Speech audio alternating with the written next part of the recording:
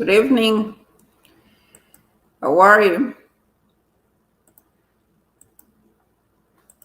Yes, we're here live to share a couple good news. Let's get in the session. We are going to share a couple good news, then answer your questions, and hopefully come back on Sunday to continue with the good news and answer again some questions. Let me know in the comments, where are you, what you're doing, how you feeling. This lovely Friday is 6:34 p.m. Eastern Time. Let's get right into the subject. Hello, how are you? How you feeling?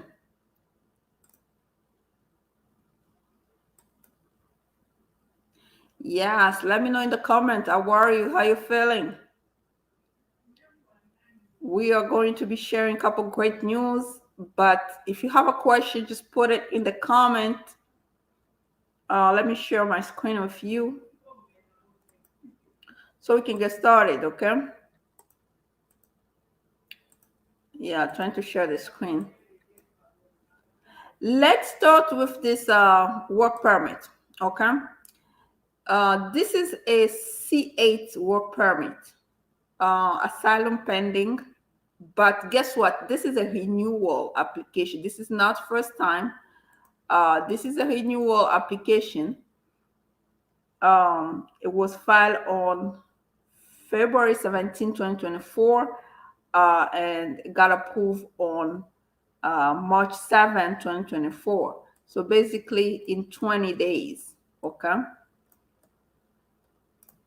Yeah, it got approved in 20 days, C8 for 5 years, as you know it, March 5th to March 4th, okay? But we got the notice on March 7th, but it's valid for March 5th to March 4th, 2029, 5 years, as you know it, 5 years, okay? 5 years. The good news about this is it is a renewal. Usually a renewal, right now the processing time is 16 months. I don't know how this one got approved. This person just got lucky, to be honest with you. And I guess the other reason is because we file online. I've noticed that if you file online, those applications are getting approved quickly rather than paper filing when it comes to those type of individual work permits. Um, if you're filing for I-130, for example, if you're filing for work permit, I-131. So if you have a one single application to do, yeah, it's better to, if the online version is available, it's better to file online so that you can get your approval right away, or really within a reasonable time, because this one really has, this is a record breaking, okay? For a renewal, this is a renewal, again, renewal, okay? So then we go to this other, this is a different case, totally different case. Let me pull it. This is a green card approval notice, parent of a U.S. citizen, okay? Got approved on March 2nd, 2024. Remember, in February, we had a lot of bad news, a lot of denials. I was really down. But then March started, we start picking up with those approval. This case was really challenging. The reason being it's because this person wasn't, this is a person who started with me, by the way, back in 2021, because the person was in removal. We tried prosecutorial discretion. It did not work out. So we had to wait for I-130 to be approved to file a motion to terminate removal. So we terminated removal based on what I-130 approved. I-130 approved, okay? Then we went back to USCIS. And when we went back to USCIS, they received this case on November 14, 2022, okay? This is a case that's taken at least 16 months if we count December, January, February, March. Yeah, 16 months in total. 16 months for this green card. But the case started in 2021 because this person has been in removal since 2010. Okay. So she came to me in 2021 when she was really fed up with this removal. You know, back in the day, they used to postpone this removal, keep postponing it. And finally, she found me online on YouTube. She came to me in 2021. We started with I-130, right? I-130 got approved.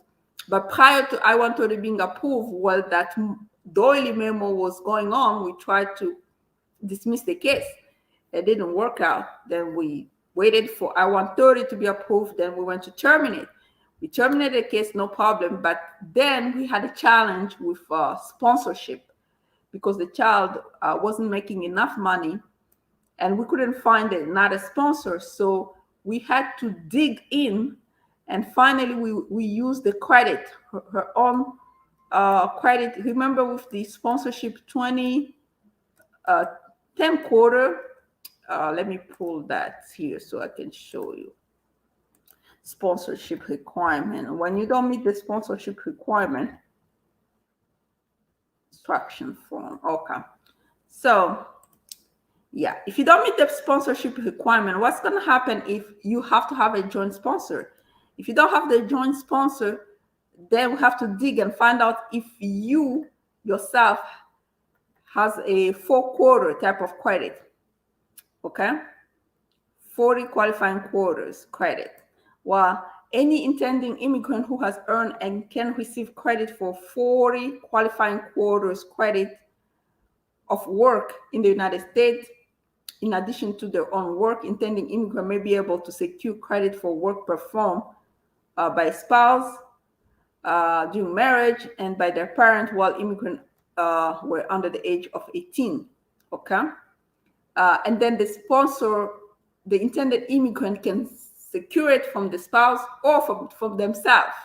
So we had to find out how long she has been working legally, because remember, she had an asylum pending with the court. So she had at least 40 qualifying quarter, which is almost 10 years of working legally. So we can use the income. So we were able to use the income.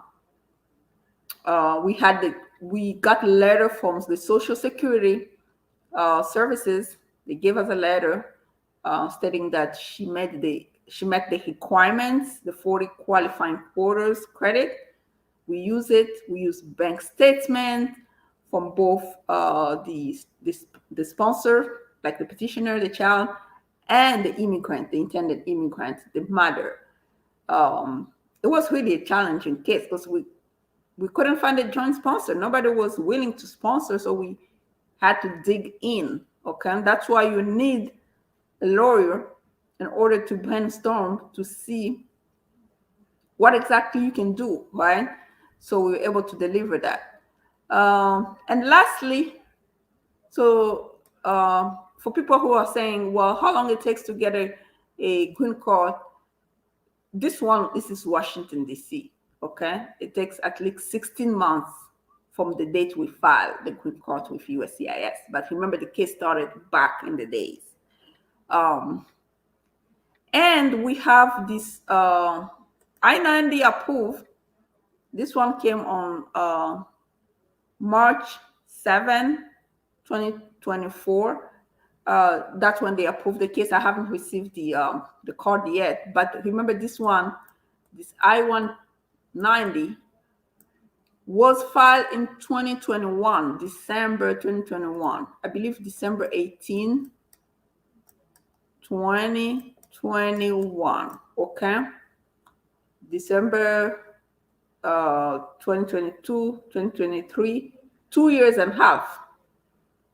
Almost 2 years and a half. Okay. 2 years and it took almost 30 months, really. To be honest, this one took 30 months. That's how the reason it's taking too long, really, it's because they have an alternative, right? That's when you go to, you make an appointment with USCIS field office, you get a stamp if you're renewing on your passport, right? If you don't have a passport, you go with 2 passport pictures, they'll put it on some card, okay? if you're renewing your green card, because it's taking forever to get the green card. This one took 30 months. So those are the three good news we have this week. And remember that we have actually terminated cases. Remember, you can watch my last video. We terminated some cases with BIA. And by the way, this is the time to do it because the Doyle memo is still going on. So let me stop. So we have great news to share, right? Let me stop sharing and go back to the, yes, okay. So what's going on? Please can I travel advance parole without my decision for asylum be denied? The answer is if you have advance parole and you are not in removal, they granted you advance parole. Well, you can travel, right? Because you have advance parole, but there's no guarantee to come back, right? And then a person who's in removal, a person who's applying for asylum, they cannot go back where they claim persecution. Otherwise, they defeat their own cases. So, okay.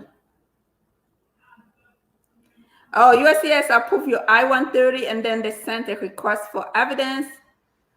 Yes, now you need to respond to evidence. What is the response? What's the request is saying? Gonzalez.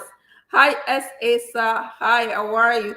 Sir, today you don't have questions because we have answered all your possible questions, okay? I don't think you have a question. So what is the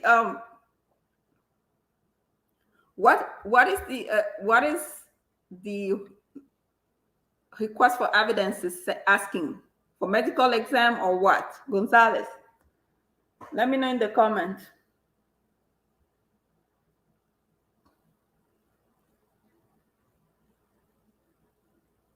Amadou, how long did it take? Yeah, mine took 9 months. BIA, mine took 9 months. Every case is different. I have one case that took 8 months. I have one case that took 9 months. I've seen cases taking 2 years under Trump. It's just depend. Oh, medical examination. Yes, you should send it to them. Are you in Baltimore, by the way? Gonzalez, if yeah, Baltimore, sometimes even when you send them the medical exam, it's taking forever. Last year, we sent medical exam until today. They haven't responded. Keep saying the case is still within time frame. Amadou Tambura. It's just depend case by case basis. I've seen 8 months, 9 months. Yeah, it's just depend. Give it just 1 full year to see. Baltimore, yeah, Baltimore. You might be lucky after they receive your medical exam. After 30 days, they respond to you. But yeah, I gave up on Baltimore because I have cases there where we send the medical exam since last year.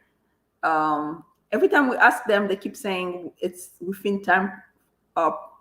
processing time because they're going with the date on the USCIS.gov website. You know, when you put the receipt date, there's nothing we can do. We're just waiting. Yeah. So everybody case is different. You might get lucky, you know. So anybody else? By the way, if anybody need a consultation with me, they should schedule it. Consultation links are in the description box below. And by the way, it's really going on. Dolly memo, it's working. If you have an approved petition, I've seen it working. ICE is willing to dismiss the case. This is the time to do it, my friend. This is the time. November is around the corner, okay? So this is the time.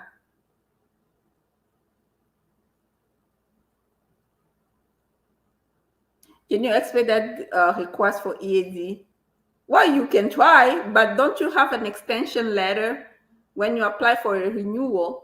Usually they give you an extension letter for 180 days. If you have that extension letter, they're not going to expedite. So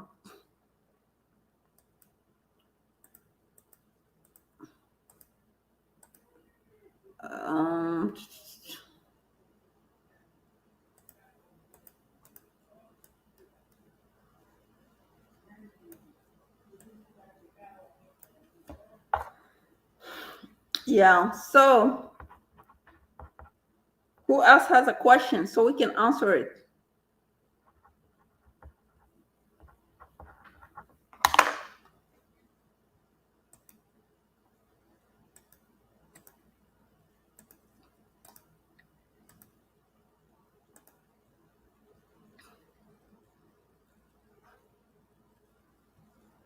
How come you don't have the extension letter when you apply for a renewal? That letter is automatically an extension.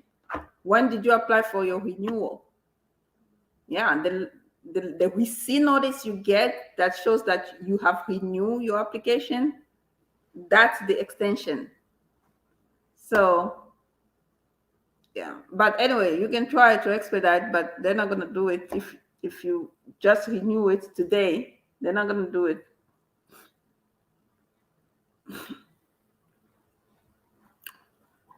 Yeah, if you apply for in January 2024, the receipt notice is the extension letter. So it's 180 days from the expiration date. That's what counts as a work permit. That's the thing you should be using. You know it's SA, but you just want to ask your question. By the way, anybody else has a question? Yeah, we are here to just remind you that this is election year. My friend, if you have something to do, this is the time to do it, okay? Especially for using prosecutorial discretion, this is the time you should do it.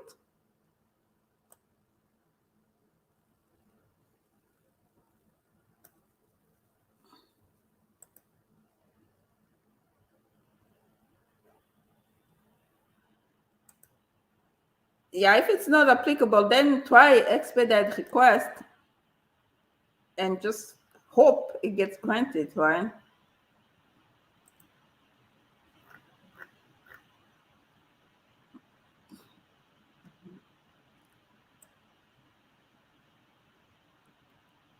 Uh, Anybody else? Again, this is a reminder that this is election year. If you have anything that you want to do about your case, this is the time to do it. This is the time to do it.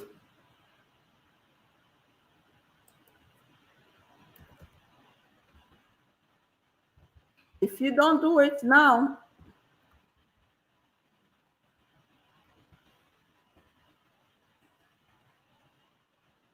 yeah, this is the time to do it, okay? This is really the time to do it. If you don't do it now, my friend, we don't know what's going to happen this November. Starting April, I'm going to start talking about election and stuff like that, probably by May. Sorry.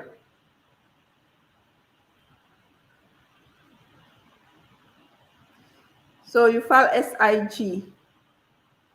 Yes, I'll file it if you already have the order of the judge. Yeah, you have to have the order already from the judge saying that the child has been abandoned or neglected. Yeah, if you already got that, you know, order from the court, from the judge, then yes, we can file SIG. Unless the person is here in DC, then we can try to get the judge here to give us that order, then go with file with USCIS. But the short answer is yes, if you already have the order from the judge. By the way, who else? Who else has a question? Who else has a question?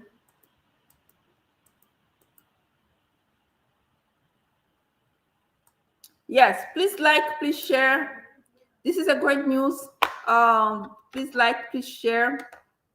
We're here to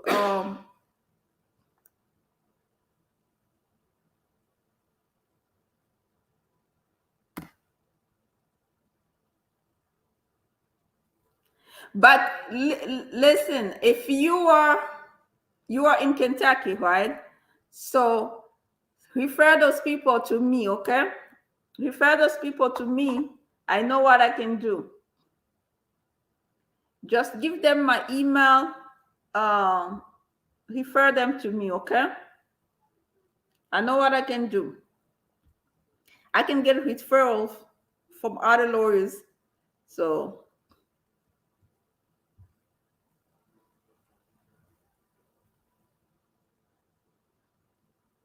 who else has a question? Yeah, okay. Thanks. By the way, please like, please share. We're here to talk about immigration. We always get immigration. It's so funny. The person who's getting the referral fees has to be a lawyer, or they have to be a person who basically have a organization that work with immigration. That's it. Um, but if you were to be my client, I can give you a discount. But you're not my client. You always do your stuff by yourself and just come here to my to my live session. But by the way, just give them my email and my consultation link. I'll appreciate it. Okay. What else? What else? What else? What else?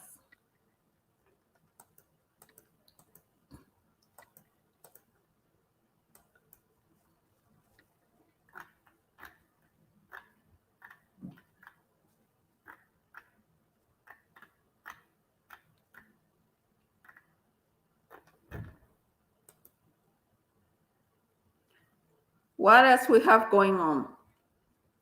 Sunday, we might talk about some immigration news and stuff like that. But today, I just wanted to focus on those cases, let you know that we have great news. If you need a consultation, you can always schedule it. The consultation link is in the description box. This is election year, my friend. If you have something to do, this is the time to do it, specifically with prosecutorial discretion. And by the way, April 1st, fees are going up for most applications, except for adjustment under humanitarian, for example, U visa, T visa, VAWA. The adjustment fee will going to be waived. So if somebody is applying for VAWA right now, concurrently with adjustment of status, it's better for them to wait until after April 1st. But other than that, other people have to do it because fees are going up. Okay. Please like, please share. I don't think we have any more questions. It was really nice. You can come back to this live session. Okay. Until next time. Bye bye.